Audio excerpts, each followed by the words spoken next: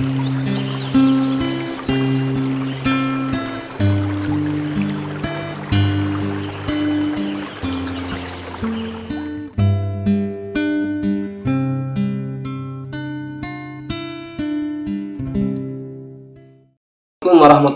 wabarakatuh. Alhamdulillahirabbil alamin wa bihi nasta'inu ala umuri dunya waddin.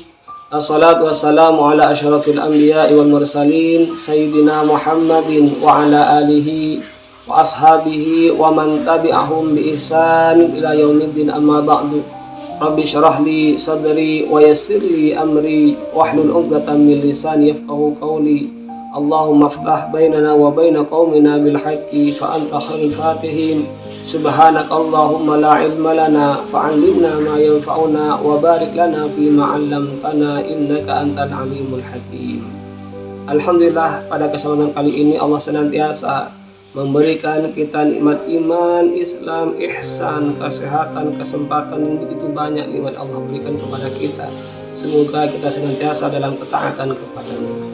Salawat beserta salam semoga tetap tercurahkan kehadiran Nabi besar kita Muhammad sallallahu alaihi wasallam yang senantiasa berdakwah dengan Allah Subhanahu wa taala sehingga sampailah kepada kita, dan semoga kita senantiasa istiqomah dalam menjalankan dakwah beliau, dan semoga kelak di hari kiamat kita diakui sebagai umatnya.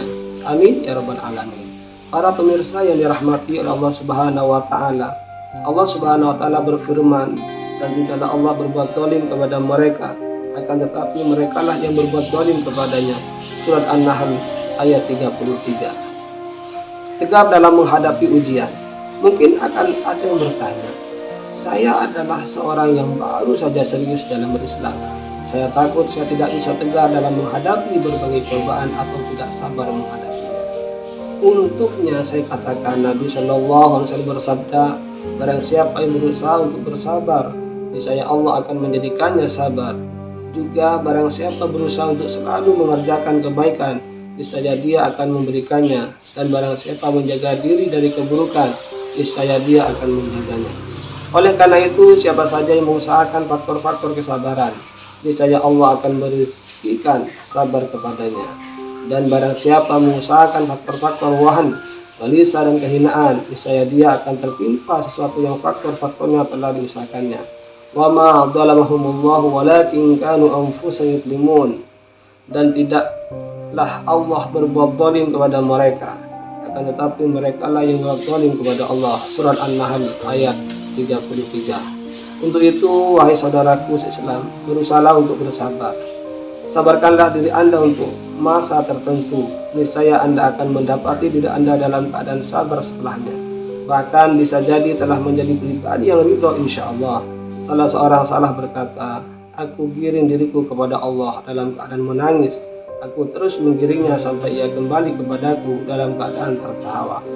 Adapun jika hal-hal yang melelahkan, Anda semakin menghebat, ujian semakin bertambah, musibah semakin dahsyat, dan nafsu ammarah bisu, nafsu yang mengajak kepada kejelekan berbisik supaya Anda cenderung kepada dunia, meski sesaat atau Anda dapati nafsu ammarah bisu itu menyesatkan diri Anda, maka berusahalah terus untuk membinanya sampai ia benar-benar tunduk kepada Anda, menyerahkan semua urusannya kepada Anda, dan menjauhkan Allah dalam keadaan ridha setelah sebelumnya ia membencinya.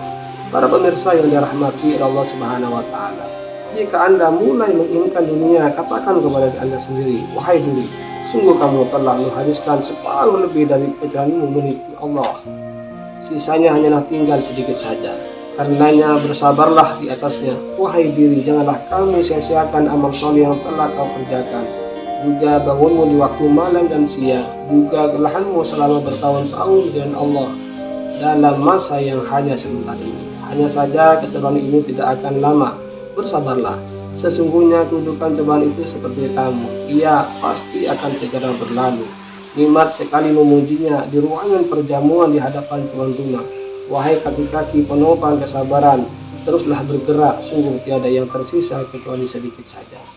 Terhadap nafsunya, seorang aktivis mestinya melakukan hal yang dilakukan oleh Bishr al-Hafiz bersama salah seorang muridnya yang turut serta dalam salah satu perjalanannya. Saat itu si murid dilanda dahaga dalam perjalanannya. Ia minta kepada Bishr, Mari kita minum air sumur itu. Bishr menjawab, bersabarlah sampai kita bertemu dengan sumur yang lain. Lalu ketika keduanya telah sampai ke sumur berikutnya, Bishr berkata lagi, sampai sumur berikutnya. Begitulah Bishr terus mengatakan untuk bersabar sampai sumur berikutnya, dan akhirnya ia katakan demikianlah dunia itu akhirnya akan berhenti. Para pemirsa yang dirahmati Allah Subhanahu wa taala, Ibnu Al-Jaisi berkata, inilah fajar pahala mulai menjelang malam, cobaan mulai menghilang, sang perjalanan disambut dengan pujian, hampir menuntaskan gulitanya malam, matahari pahala tiada sedikit pun menghadirkan bayang-bayang hingga sang pejalan telah sampai ke rumah keselamatan. Ada satu ungkapan dari Imam Ahmad yang sungguh sangat membuat saya terkagum-kagum. Ungkapan pendek yang membutuhkan tadabbur dan tafakkur yang panjang. Berulang-ulang beliau katakan, hanya saja itu adalah makanan yang bukan makanan, minuman yang bukan minuman, hanya saja itu adalah hari-hari yang sedikit. Lalu bersama nafsunya seorang aktivis harus merenung sejenak dan berbicara kepadanya, tidakkah kau lihat ahli dunia itu ditimpa musibah dan cobaan berlipat-lipat daripada musibah yang menimpamu? Padahal mereka tidak mendapatkan pahala untuk itu dan tidak pula direzeki oleh Allah yang berupa kesabaran. Dikala tertimpa musibah, kebanyakan mereka berada dalam kesempitan, kesusahan, kegelisahan, kegundahan, dan bahkan menjadi gila karena musibah itu. Pernahkah kau dengar ada sebuah mobil berisi satu keluarga lengkap yang tenggelam dan semua yang ada dalamnya meninggal dunia? Bandingkan musibah yang menimpamu dengan musibah yang menimpa mereka. Sesungguhnya puncak musibah yang menimpamu adalah kamu dibunuh oleh musuh-musuhmu, dan itu bukan musibah, bukan, itu adalah kemuliaan bagimu, dan bahkan itulah kehidupan yang paling berharga, paling mahal. Sesudah itu kamu tiada lagi merasakan derita ataupun duka. Ya, sebutir atau beberapa butir peluru yang menembus jasadmu dan tiada rasa bagimu melainkan rasa dicubit, seperti dikatakan oleh Rasulullah Shallallahu Alaihi Wasallam. Kemudian bertanyalah kepada nafsu, apalagi yang bisa dilakukan oleh musuhmu kepadamu? Memenjarakanmu sebulan, 2 bulan, setahun, bertahun-tahun, atau bahkan seumur hidupmu, sungguh adalah menjadi kemuliaan bagimu dengan dapat menghabiskan umurmu di jalan Allah. Adalah menjadi suatu kemuliaan bagimu dengan mengikuti jejak Yusuf alaihissalam yang dipenjarakan selama beberapa tahun.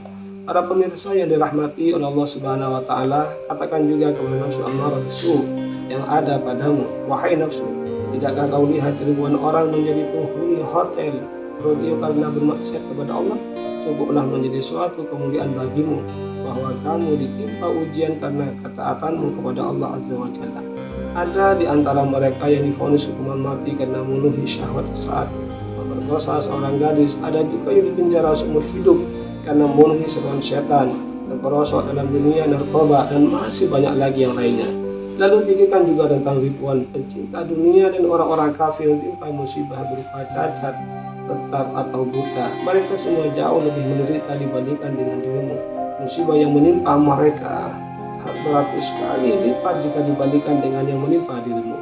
Belum lagi jika berapa bulan atau tahun ini justru menjadi sebab dari keberhasilanmu mencapai imamah fiddin, kepemimpinan dalam agama, menggapai ma'rifatullah dan perintahnya, serta sampainya dirimu ke derajat abidin, ahli ibadah, zahidin, orang-orang yang zuhud, dan khosyin, orang-orang yang khusyuk.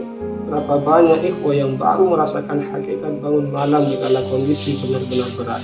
Para pemirsa yang dirahmati Allah Subhanahu wa taala, berapa banyak mereka yang baru memahami dan mengerti maksud dari ayat-ayat tertentu dan kedalaman hikmah yang ada dalamnya pada kondisi yang berat pula.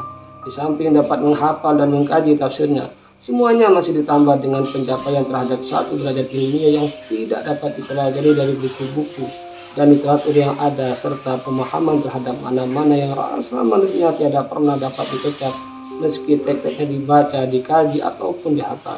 Itu seperti makna tawakal, inabah, kembali kepada Allah, khasyah, takut, taubat, yakin, dan ridha. Semoga Allah senantiasa merahmati Syekhul Islam Ibnu Taimiyah berkata, aku, surga, dan temanku ada di dalam dadaku. Kemanapun aku pergi, ia selalu bersamaku, tidak meninggalkanku. Jika aku dipenjara, bagiku itu adalah qulwah atau menyendiri. Jika aku dibunuh, bagiku itu adalah syahadah atau mati syahid.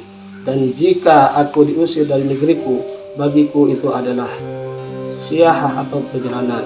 Para pemirsa yang dirahmati oleh Allah Subhanahu wa taala, Hendaknya seorang aktivis mengucapkan perkataan Ibnu Jauzi yang mengadu kepada Rabbnya, betapa beruntungnya diriku atas apa yang direnggut dariku ketika buahnya adalah aku bersimpuh di hadapanmu. Betapa lapangnya penakwaanku kala buahnya adalah aku berkhuluwah denganmu. Betapa kayanya diriku ketika aku fakir kepadamu.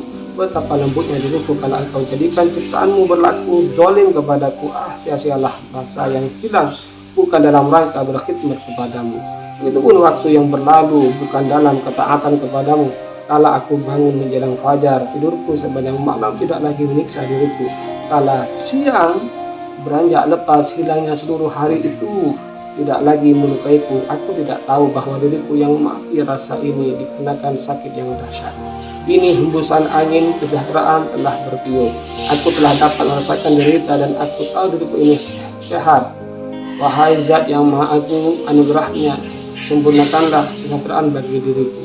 Para pemirsa yang dirahmati oleh Allah Subhanahu wa taala, semoga kita senantiasa taat kepada Allah Subhanahu wa taala dan bersyukur atas apa yang kita terima hari ini.